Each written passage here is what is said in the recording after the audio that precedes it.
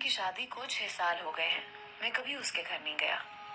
ईद शब रात कभी भी अब्बू या अम्मी जाते हैं। मेरी बीवी एक दिन मुझे कहने लगी, आपकी बहन जब भी आती है उसके बच्चे घर का हाल बिगाड़ कर रख देते हैं, खर्च डबल हो जाता है।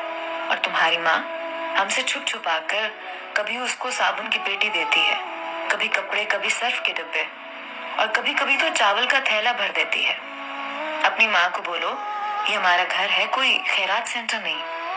मुझे बहुत गुस्सा आया। मैं मुश्किल से खर्च पूरा कर रहा हूँ और माँ सब कुछ बहन को दे देती है। बहन एक दिन घर आई हुई थी। उसके बेटे ने टीवी का रिमोट तोड़ दिया।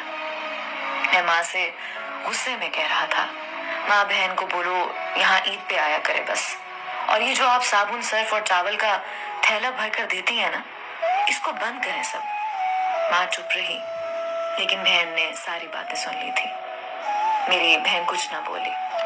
4 बज रहे थे। अपने बच्चों को तैयार किया और कहने लगी, भाई मुझे बस स्टॉप तक छोड़ाओ। मैंने झूठे मुंह कहा, रह लेती कुछ दिन, लेकिन वो मुस्कुराई, नहीं भाई, बच्चों की छुट्टियां खत्म होने वाली हैं। फिर जब हम दोनों भाइयों में जमीन का बंटवारा हो रहा था तो मैंने साफ इनकार किया, भाई मैं अपनी जमीन से बहन को हिस्सा नहीं दूंगा। बहन सामने बैठी थी, वो खामोश थी, कुछ ना बोली। माँ ने कहा, बेटी का भी हक बनता है, लेकिन मैंने गाली देकर कहा, कुछ भी हो जाए मैं बहन को हिस्सा नहीं दूंगा।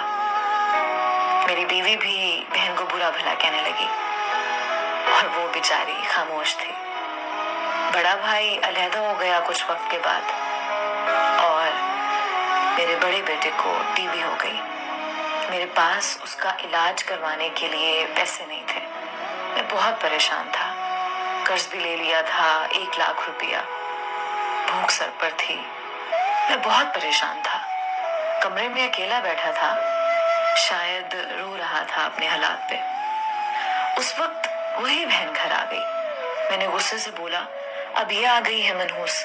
मैंने बीवी को कहा, कुछ तैयार करो बहन के लिए।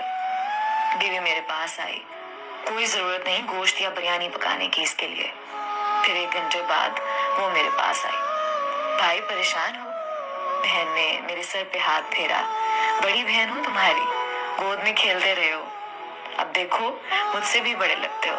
फिर मेरे करीब हुई, अपने पर्स से सोने के कंगन निकाले, मेरे हाथ में रखे, आहिस्ता से बोली, पागल तू है, ही परेशान होता है। बच्चे स्कूल थे, मैंने सोचा दौड़ते दौड़ते भाई से मिलाऊं, ये कंगन बेचकर अपना खर्च कर, बेटी का इलाज करवा, शक्ल तो देख, जरा क्या हालत बना रखी है तूने अपनी। मैं खामोश था, बहन की तरफ देखे जा रहा था। वो आहिस्ता से बोली, किसी को ना बताना कंगन के बारे में, तुमको मेरी कसम है। मेरे माथे पे